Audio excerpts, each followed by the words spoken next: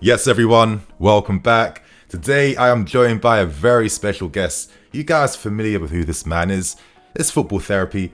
And in today's video, we're here to discuss some of the important questions over the last week. We'll talk players who have impressed us the most, unsung heroes, and we'll talk players that have improved the most. So without wasting any more time, if you want to see more videos like this, hit that like button. And of course, hit that like button for our special guests too. Jan, how you doing, my friends?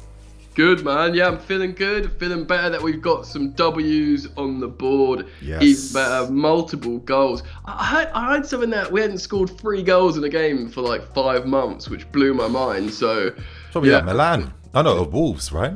Wild. Yeah, I guess Yeah. so. Wild. But yeah, man, feeling good and looking forward to dissecting all the new positive stuff about Chelsea. Thank you. Like, I'm actually happy that we're winning games because like you just feel the positivity just like coursing throughout the fan base. Like we can talk about better things, we can talk about guys who are impressing us, and it's nice to remember that we haven't signed bums. You know what I mean? So yeah. It's been a very nice week. But I think to start with things, and I want to ask you, who's been the player that stood out for you the most during this 3-game winning streak?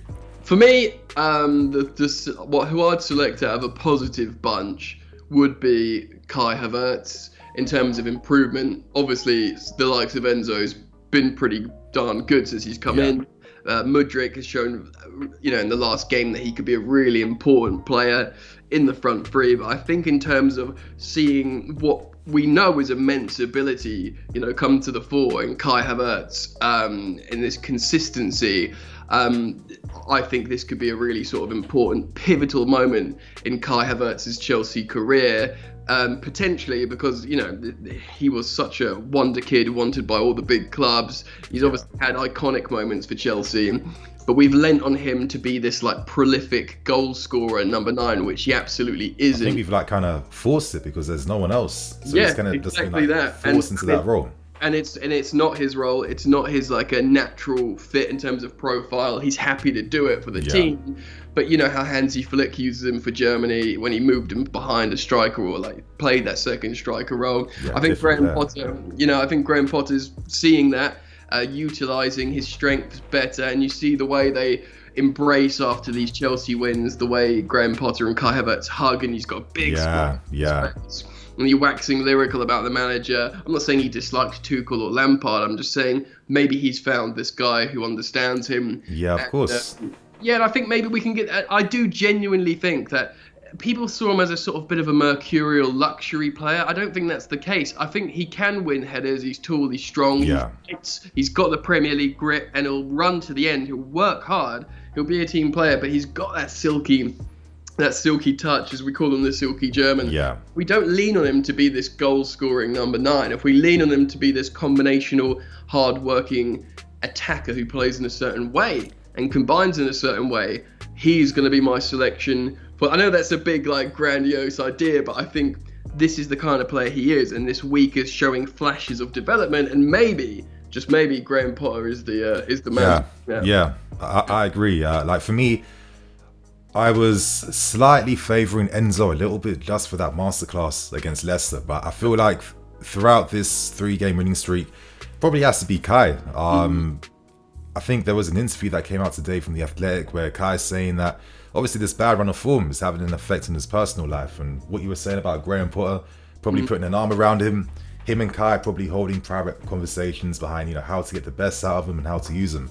I feel like how he's being used right now, this is the Havertz I was seeing at Leverkusen, man. Like, so sometimes when Kai's had a bad game or been quite ineffective, I like to remind myself about why did we sign him to begin with. So I'll go to YouTube and I'll watch his highlights from that Leverkusen season. And the thing that stands out the most through those compilations is that at Leverkusen, he was able to come deep to get really involved in the game.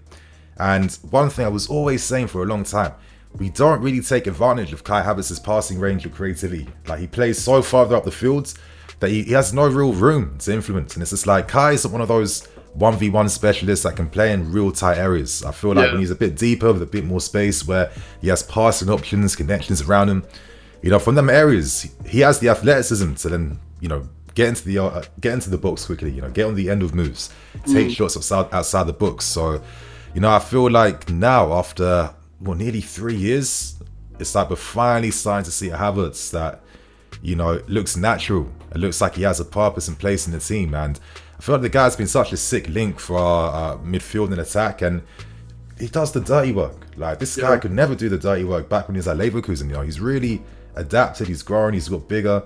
He's stronger now. So, I'm really hoping this is going to be like a turning point for Kai, because I think that he's needed it for a while. Like, I've sympathized because I've always felt like some of his games have been mids, but like, are we really helping him to really influence the game?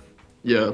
Loads of players have fallen victim to that, especially at Chelsea of late. But he's got the grit. I think he's got a profile to work in the Premier League. And like you say, he's not a target. He'll play in the 6-yard box, win a header, and he'll fight for it and stuff.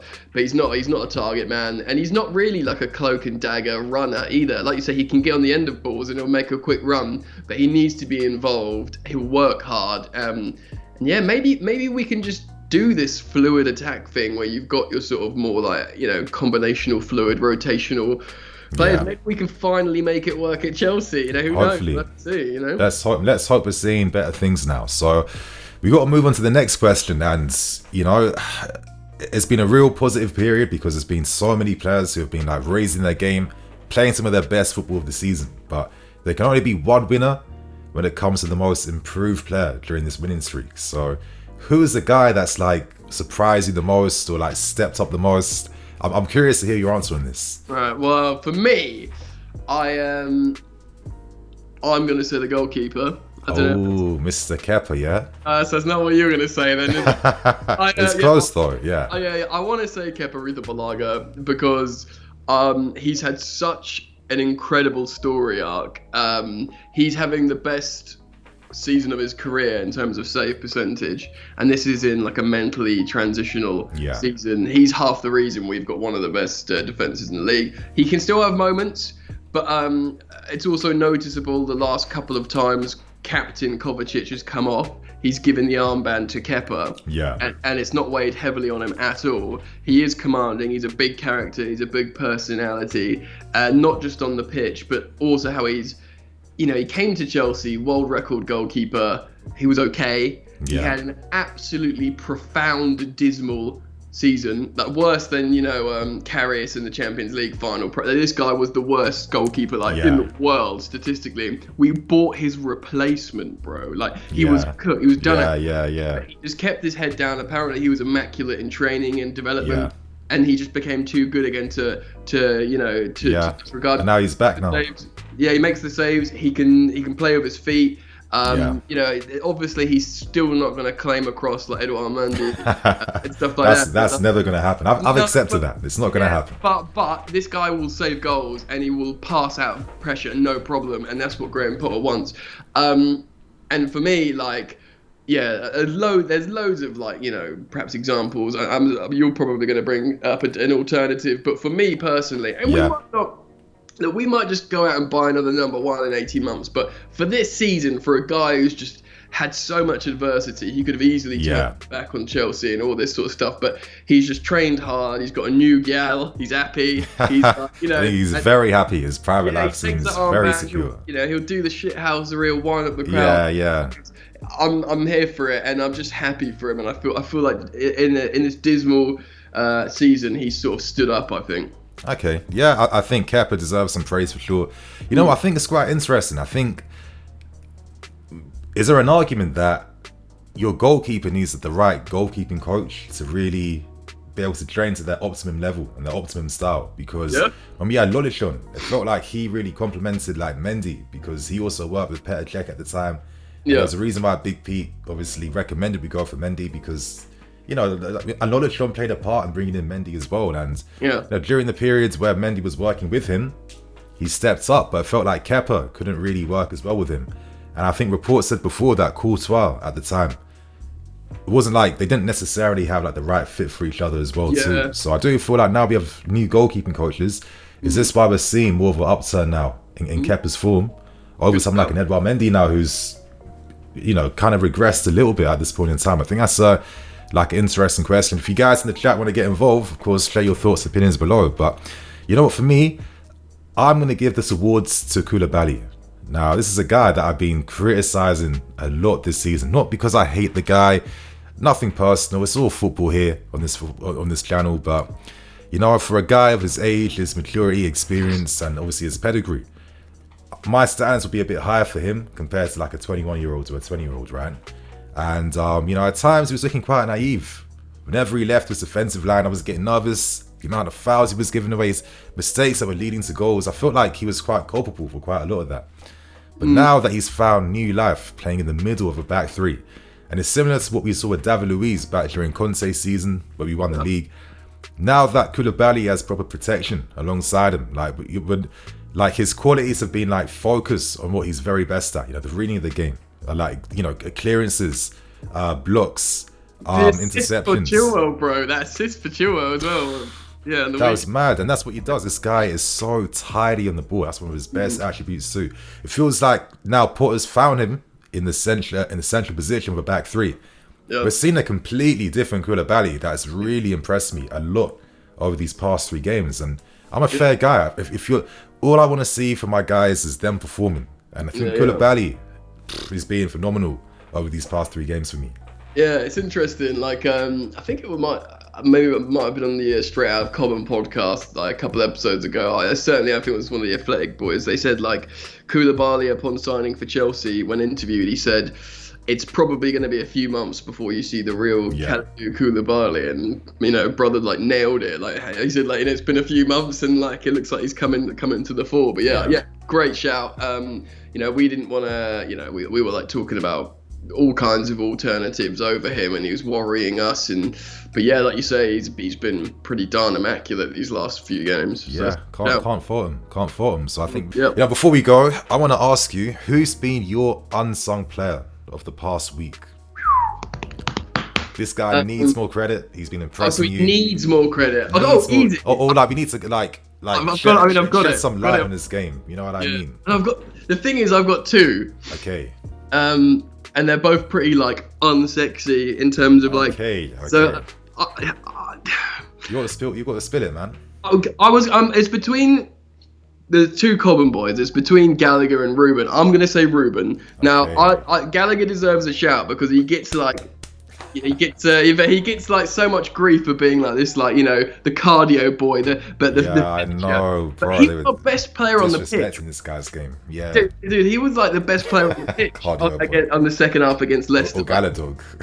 The Galadog. Mate, clearances off the line, defensive work, pressing in midfield, doing one touch. Winning the midfield battle. Yes. The one touch flicks in the final third with like half turns galore. And like he can do all of it. So, but I think he gets disrespect, but I'm gonna say Ruben because he's like and this sounds like a dig, but it's not. He's like a Galactico utility man. Okay. So like, you know, but like, and I mean that in a good way, right? Like the way he can play anywhere, he just goes about his business, and he can fit in the best sides, playing in like 4 or 5 positions. He doesn't care. He's chill. He probably trains well. He's strong. He's fast. He's calm. He'll just do it. He doesn't mind doing it. And he'll do it well. And because of that, he just sort of quietly goes about his business playing really, really well, whether it's as a sweeper, whether it's a right wing back, whether it's as an actual right back for half a game, whether it's, you know, as a number 8, a number 6, a double pivot. You know, he's played out wide forward before. Conte wanted to make him a striker. This dude will just do it. People can see he's a good footballer. He's strong. He's fast. He's intelligent. Will listen. And he might not always be an absolute starter in our best 11s, but I think he should always be part of the squad because this guy will be very, very useful. Yeah, no, for sure. I think Ruben definitely deserves a lot of respect in his game and in his name. Like, I put out a tweet on Ruben, not thinking anything, and he's got like 12k likes. So I was actually happy that, okay, I'm not the only one that kind of appreciates what he does. You know, sometimes those things can be like a bit of an echo chamber. You don't really see the wide type of opinion, right? But yeah, Ruben, you know, he's had to reconfigure his game, you know, from being like an offensive mids, box to box, with the license to roam and drive forward and, you know, not have as much defensive responsibilities. Now that role doesn't really exist in this team, and after the injuries, he's had to adapt to still have a career at this football club. And I think he needs he deserves a lot of credit for this transformation, because he's doing things now that he was getting criticized for before. Things like his defending, off the ball, you know, work rate, those types of intangibles that are still important especially in the Premier League, right? And the fact that he's become such a dependable guy that you can use as a wing back in midfield, and the times when you need him to attack, he can still do that. And when he plays, he brings something to the team. It's not just like doing like a caretaker job in any role he's playing. He's producing key passes or making key tackles, or or driving the team up the field. So I think he deserves a lot of credit. But I'm actually gonna go for Ruben for my unsung hero. For me, the guy that edges it for me probably has to be Ben Chilwell, because I think he's just been so impressive at left wing back. I think every game he's got better and better. Getting the assist against Dortmund, his performance against Leicester City. I mean, that goal he scored, that is a world-class goal. Like, I was doing the stream of the game, I had to stand up and clap and applaud for that one, because I haven't seen anyone attempting anything that audacious. Maybe Cover's chance against, I can't remember what team, that was like a bit of an audacious one.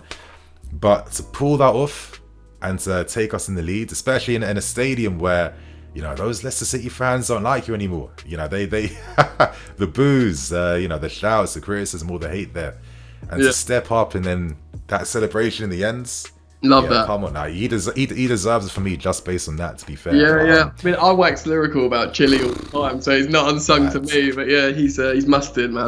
Massive man. But I mean, like when Ben plays, he shows you what he brings, and when he's not playing, it's like now I hope this is like a reminder of what we miss out on when Ben isn't fully firing, playing on that left hand side, because he's a top quality football player. This guy, he's tactically strong and intelligent. He's good in the air. He's good defending 1v1. He's getting forwards, the crosses, the pace. He can play. He can invert, overlap. I mean, he's a phenomenal left back, and let's hope that Man City aren't able to entice this guy at all. This guy on the left, for me, unsung hero this month. Fair dues. Man. So that's it, boys and girls. That's going to be the end for today's video. I hope you guys enjoyed. You know where to find Football Therapy. There's going to be links below in the description and in the top comment. Jan, any parting words before you have to go? No, bro. Just keep the faith, people. And I'm feeling good. Hope the viewers are too. And I hope they enjoyed the video. And drop a like. One love. You heard him yourself, my friends. So on that note, I'm Nini FC. This is BlueLionsTV. I'll catch you guys later with some more videos. Cool.